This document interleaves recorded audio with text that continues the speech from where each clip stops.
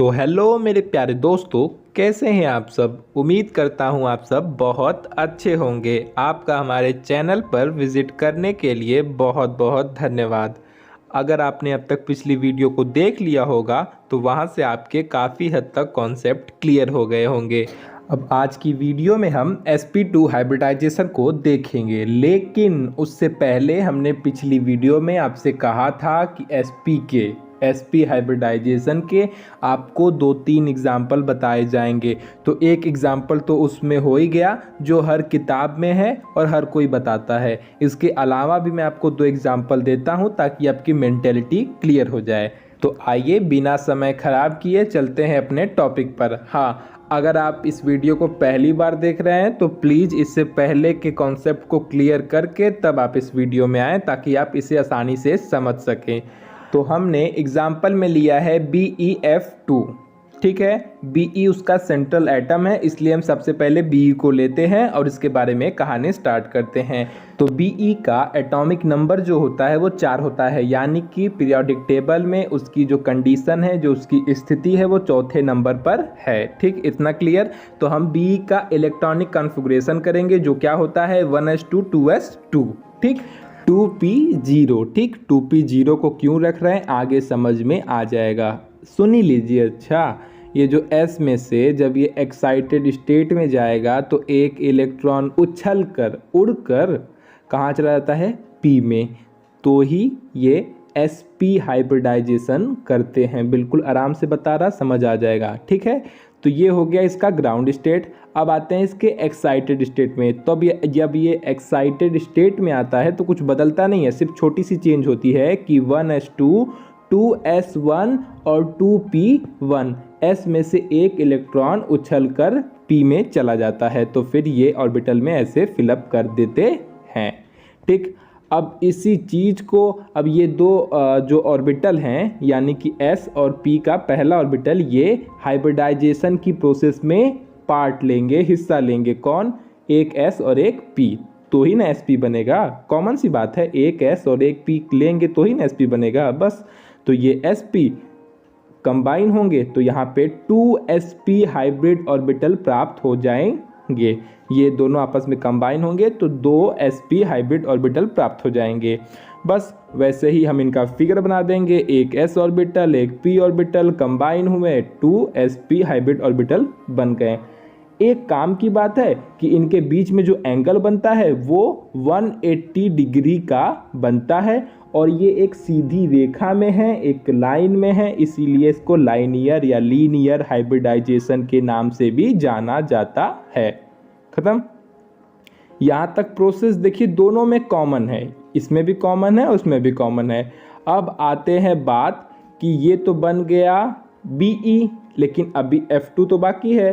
तो F2 का भी आप पहले इलेक्ट्रॉनिक कॉन्फ़िगरेशन कर लीजिए। तो F का तो पीरियोडिक टेबल में इसका स्थान क्या होता है आपको पता ही है, 9वें स्थान पर होता है। एटॉमिक नंबर 9 होता है। Electronic configuration 1s2 2s2 2p5 हो जाएगा। अंतिम इलेक्ट्रॉन देख लीजिए, एक ऑर्बिटल खाली है। जब p को हम ऑर्बिटल में भरेंगे तो एक ऑर्बिटल खाली है, इसीलिए ये कैसा चित्र बनता है, p के जैसा बनता है। और p का हमको शेप पता ही है कि डंबल शेप का होता है। बस वही चीज़ यहाँ पे लाके कंबाइन हो गई और ये फिगर बन के तैयार हो गया। आपके सारे डाउट क्लियर हो गए होंगे क्योंकि इसमें उसमें कोई खास फर्क नहीं है, ठीक है। अच्छा, अब एक छोटी सी चीज़ और जो डाउट रहता है काफ़ी लोगों से और जो मेरे से बोलते भी हैं, तो बोलते हैं कि इनको देख के क्या क्या लिखना है। अरे सिंपल सी चीज़ है यार, जो सामने दिख रहा है वही लिखो ना। सबसे पहली बात ये देखिए, Be क्या है, ये sp हाइब्रिडाइज्ड ऑर्बिटल है और ये F क्या है, ये नॉर्मल सा p ऑर्बिटल है, ठीक है। तो इनके बीच में क्या बन रहा है, सिंगल बॉन्ड बन रहा है। तो आप हम उसको भी लिख सकते हैं कि sp सिंगल बॉन्ड p बनता है। तो चलिए मैं आपको बोल के ही बता दे रहा हूँ, ठीक है। बेरिलियम एटम है, वो क्लोरीन के 2 एटम के साथ, ठीक है, क्लोरीन के 2 एटम के साथ कोएक्सियल ओवरलैपिंग करके, कोएक्सियल मतलब सामने से, तो चाहे उसे आप हेड ऑन ओवरलैपिंग भी बोल सकते हैं। तो कोएक्सियल ओवरलैपिंग या हेड ऑन ओवरलैपिंग करके 2 सिग्मा बॉन्ड का फॉर्मेशन कर लेते हैं। और वो 2 सिग्मा बॉन्ड कैसे होते हैं, sp सिंगल बॉन्ड p। आप देख सकते हैं Be क्या है, Be sp हाइब्रिडाइज्ड ऑर्बिटल है और ये जो एफ है वो क्या है, वो नॉर्मल सा पी ऑर्बिटल है। तो इन दोनों के बीच में कौन सा बॉन्ड बन रहा है, सिग्मा बॉन्ड यानी कि सिंगल बॉन्ड। तो बस sp सिंगल बॉन्ड p, यही सिंपल सी बात है, यही आप लिख सकते हैं। और इनके बीच में 180 डिग्री का एंगल बनता है। क्यों? क्योंकि एक सीधी रेखा में है, तो हमें पता ही है कि सीधी रेखा यानी कि 180 डिग्री एंगल। अच्छा, ये रहा इसका लास्ट फिगर, आप इसे देख सकते हैं, कहानी ख़त्म। अब हम चलते हैं इसके थर्ड एग्जाम्पल पे, उसे देखिए, उसे समझने के बाद और क्लियर हो जाएंगे। इसे मैं तेज़ी से रिवाइज करता जाऊंगा, ठीक है। माफ़ कीजिएगा, कुछ भारी गलती हो गई थी, इसलिए थोड़ा जाना पड़ा, सॉरी। चलिए आइए अपने टॉपिक पे चलते हैं। तो हम अगला एग्जाम्पल लेते हैं BeH2, ठीक है, BeH2। जैसा कि अब इसमें वेरिएशन ये आ रहा है कि H2 ऐड किया है हमने, H2 यानी कि सर्कल बनेगा, क्योंकि 1s1 यानी कि H में सिर्फ एक इलेक्ट्रॉन होते हैं, वो भी s ऑर्बिटल में होते हैं, तो इसलिए इसका फिगर कैसा बनेगा, सर्कल, ठीक। अब सर्कल बनने के नाते अब हम देखते हैं कि इसका फिगर कैसे बनता है। तो पहले Be को लिया, B का सेम कंडीशन होगा, ग्राउंड स्टेट में भी सेम होगा, एक्साइटेड स्टेट में भी सेम होगा। फिर ये हाइब्रिडाइजेशन की प्रोसेस करेंगे, यानी कि एक S और एक P ऑर्बिटल आपस में कंबाइन होंगे, तो इनको कंबाइन कर दिया और sp हाइब्रिडाइजेशन होगा इनके बीच, और वही सेम फिगर बन जाएगा, कोई परिवर्तन नहीं होगा।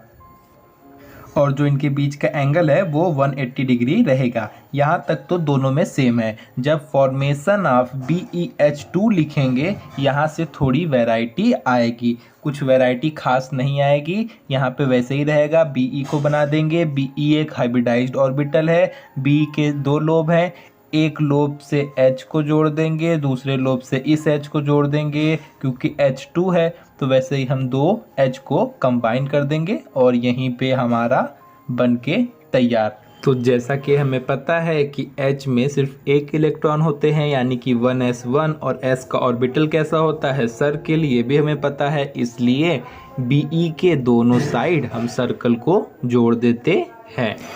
अब अगर आपको इतने एग्जाम्पल के बाद भी अगर नहीं समझ में आता है तो आप कमेंट सेक्शन में कमेंट कर दीजिएगा, और उसके बाद मैं उसके ऊपर वीडियो बना के आपको और एग्जाम्पल के थ्रू समझा दूंगा। तो आप इसे समझने की कोशिश कीजिएगा, बिल्कुल समझ में आ जाएगा, पीछे जाके आप देखेंगे पक्का समझ में आ जाएगा, ठीक है। तो अब हम चलते हैं अपने नेक्स्ट टॉपिक यानी कि sp2 हाइब्रिडाइजेशन की तरफ, और उसे भी देखते हैं। तो ये भी सेम चीज़ है कि जब एक s ऑर्बिटल और दो p ऑर्बिटल आपस में कंबाइन होकर तीन नए सेम एनर्जी वाले हाइब्रिड ऑर्बिटल का फॉर्मेशन करते हैं, तो यही प्रोसेस sp2 हाइब्रिडाइजेशन कहलाती है। मेन लाइन को स्लो बोलना चाहिए ताकि आपके दिमाग में बैठे, ध्यान से समझिए। एक s और दो p ऑर्बिटल आपस में कंबाइन होकर तीन नए sp2 हाइब्रिड, अच्छा एक लाइन और जोड़ लीजिए, तीन नए सेम एनर्जी वाले, ठीक है, सोचना पड़ेगा आपको, तीन नए सेम एनर्जी वाले sp2 हाइब्रिड ऑर्बिटल का फॉर्मेशन करते हैं, यही प्रोसेस sp2 हाइब्रिडाइजेशन कहलाती है। नीचे इनका नॉर्मल सा स्ट्रक्चर बना दीजिए, स्ट्रक्चर में कोई खास बात है नहीं, एक s ऑर्बिटल बनाइए, दो p ऑर्बिटल बनाइए, जब इनके बीच में sp हाइब्रिडाइजेशन होगा तो ये फिगर बन जाएगा, और जो ये प्राप्त होगा ये सभी के सभी sp2 हाइब्रिड ऑर्बिटल हैं, सब, ये भी और ये भी, ये सब sp2 हाइब्रिड ऑर्बिटल हैं, और इनके बीच में 120 डिग्री का एंगल बनता है, और इसे ट्राइगोनल हाइब्रिडाइजेशन के नाम से भी जानते हैं। और ये जो फिगर बना है इसे हम ट्राइगोनल प्लैनर, ठीक है, ट्राइगोनल प्लैनर के नाम से जानते हैं। अच्छा एक बात बताइए, कुछ लोगों के मन में ये क्वेश्चन आ रहा है कि ये बड़े लोब्स के बीच में वो छोटे छोटे लोब्स क्या कर रहे हैं। तो अगर आपके मन में भी ऐसे क्वेश्चन हैं तो याद कीजिए, आपको बताया गया था कि जब दो ऑर्बिटल के बीच में हाइब्रिडाइजेशन की प्रोसेस हो जाती है तब उनमें एक ऑर्बिटल बड़ा और एक ऑर्बिटल छोटा बनता है, जो कि हमें पता है। अगर आपको नहीं पता है तो आप पिछली वीडियो को जाके देखिए, वहाँ पे रूल ऑफ हाइब्रिडाइजेशन बताया गया है।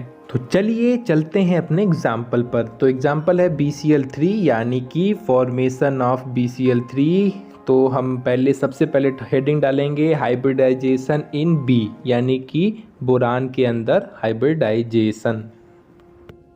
तो जैसा कि हमें पता है कि बोरान का एटॉमिक नंबर 5 होता है, यानी कि पीरियोडिक टेबल में स्थान 5वां होता है। ठीक है, इलेक्ट्रॉनिक कॉन्फ़िगरेशन सेम है 1s2 2s2 2p1।